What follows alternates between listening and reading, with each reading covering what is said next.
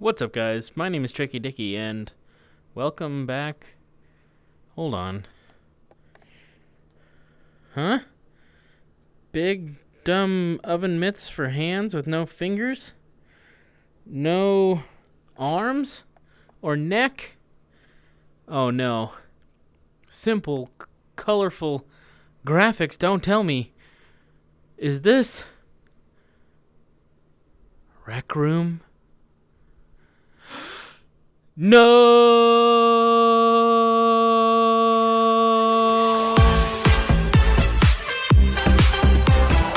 That's right.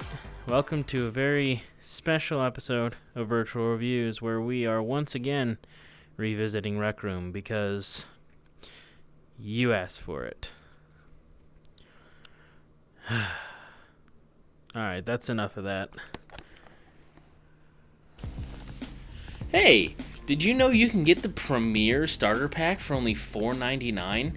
It comes with 10,000 tokens, a plain white hoodie cosmetic, and a bunch of fake food and drinks for your friends to pretend to eat and drink.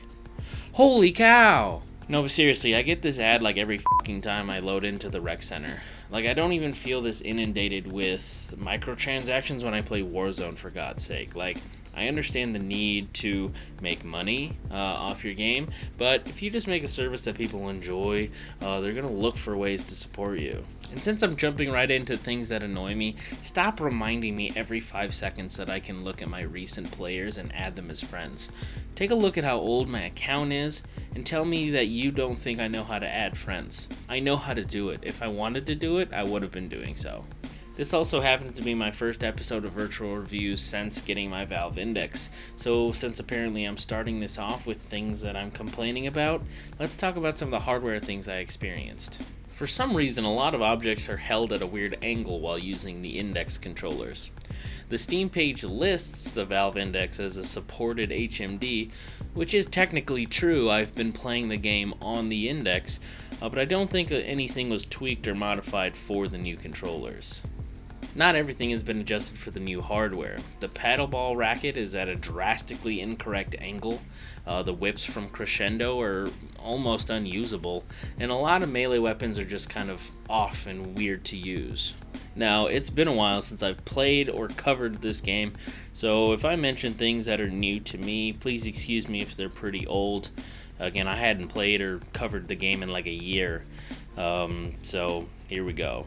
The developers have attempted to stop the hate of teleport players, but have found a new way to punish them instead. They have these nice like TV posters all over explaining to people that VR players can teleport, because a lot of people don't know that's a thing if you've never played VR before. But while doing that, they've also separated the teleport players from the rest of the player base. If you want to play certain game modes while using teleport as your locomotion option, you are now relegated off on your own to only play with people that are also using teleport. If you need to use teleport to comfortably play VR games and you want to play a little, let's say, paintball in Rec Room, I hope you like wandering around the paintball maps by yourself for a very long time. Because it's almost impossible to find a VR-only teleport match. You have to enter a VR teleport-only lobby, which apparently not a lot of people use. I tried on several occasions, different times, different days, to try and get a VR teleport-only paintball match going, and I just ended up wandering around empty paintball maps by myself for a long time, every single time. So, if you get VR sickness, you. Speaking of the experience playing this game in VR, since I have to specify, some things have gotten a little bit better and some things have gotten a little bit worse. Going through the settings, I saw a lot more comfort options than I remember seeing before. Making these options not only available but highly customizable is a really considerate and important decision that they've made, and they deserve to be recognized for it. Making games more accessible is always a good thing, and especially in VR where it's so difficult for some people to even experience. But keeping that in mind, they don't get a free pass because there are some things that I still want to complain about. First off, I think I've mentioned it before, but I still don't like how opening the doors in the rec center just kind of opens up a menu for you to click on. Why even give me the door if you're just going to have me use a menu anyway? I miss the old way when there was just a bunch of doors for every activity and you can just see all your options. And I understand they've added way too much for that to be a thing. You can't have one room with that many doors because there's just too many activities to choose from. But hear me out. You've already put all the original activities into little categories like sports, PvE, campaigns, that sort of thing. So if each of those categories have their own door, why don't you make a little lobby for each category that has doors for each of the options?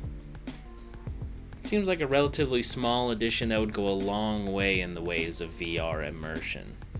Speaking of VR immersion, I miss when I could just open my closet and all my clothes would fly around me and I could look around and see everything that I had and pick what I wanted to wear by grabbing it and putting it on. That whole cool experience is yet another thing that was replaced with just a menu. When did that happen? I can only think of two reasons they did this. One, to make it a little easier for screen players, or to just give the same system to all players, whether they're screen or not. Or so that they could push their microtransactions even harder, because as I was looking through my own closet, I got to see things that I didn't have, but I could spend tokens on. Either way, both reasons are really disappointing. I want my old VR closet back. So like I said before, I actually haven't covered this game in like a year and a half. So there's a couple of new things in that time that I haven't given my opinion on. So here we go. Stunt Runner!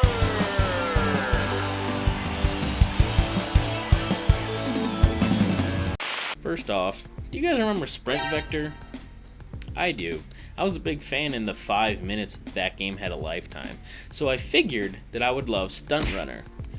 And I wasn't completely wrong. It is pretty fun. It's a nice, exhilarating addition to Rec Room's collection of minigames. The sense of speed and the challenge of finding optimal paths to beat other players puts Stunt Runner pretty high on my list of favorite things to do in Rec Room. I'm also not a huge fan of the grabbing and climbing the nets in that game. In Sprint Vector, you could throw yourself and really go fast and keep your momentum, but in Stunt Runner, it just feels kind of sluggish and really ruins the momentum of the entire course. I also haven't confirmed this, but considering how hard it is in VR, I think those moments kind of favor screen players a little bit. It's honestly pretty unforgiving compared to the rest of the challenges you'll face while playing Stunt Runner. And the last thing I want to say is, what's wrong with a good old-fashioned finish line? I know you're going for the whole American Ninja Warrior thing, or maybe even Beastmaster if you're a Netflix fan, but the button is just pretty hard to use, to be honest. I missed the damn thing way more than I hit it my first try. So many times I could be having a really perfect run in first place, absolutely killing it, having a great time, and I jump through that finish line, in quotes, and then try to slam down on that button and just go a little bit too far, and I miss it. Just ruins the entire run, ruins the whole experience.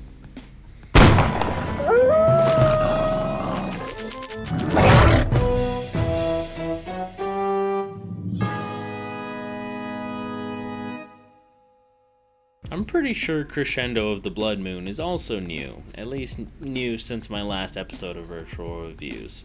So let's take a moment to talk about that. Holy shit, that quest is actually cool as f***.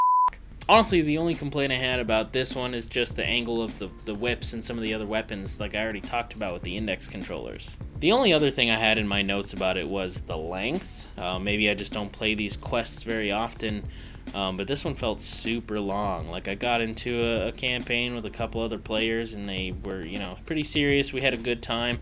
It just felt like I was playing forever. It was a super long quest. But again, maybe they're all that way, and I'm just not used to it. But that just kind of took me back. I was having a good time the whole time, but I was really aware, wow, I've been playing this one for a while. Overall, the quest is really fun and really interesting. And I think the whips that they added for this is probably my favorite weapon in the entire game now. Snapping the whip is a super interesting combat mechanic, and the fact that you can use it to pull you around the map in certain areas, oh, amazing.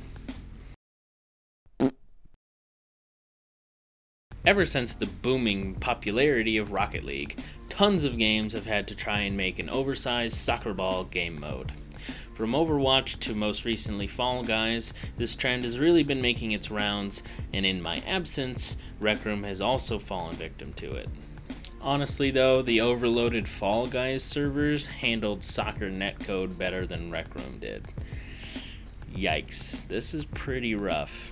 Considering this was my first time experiencing this game mode, it was pretty embarrassing to say the least.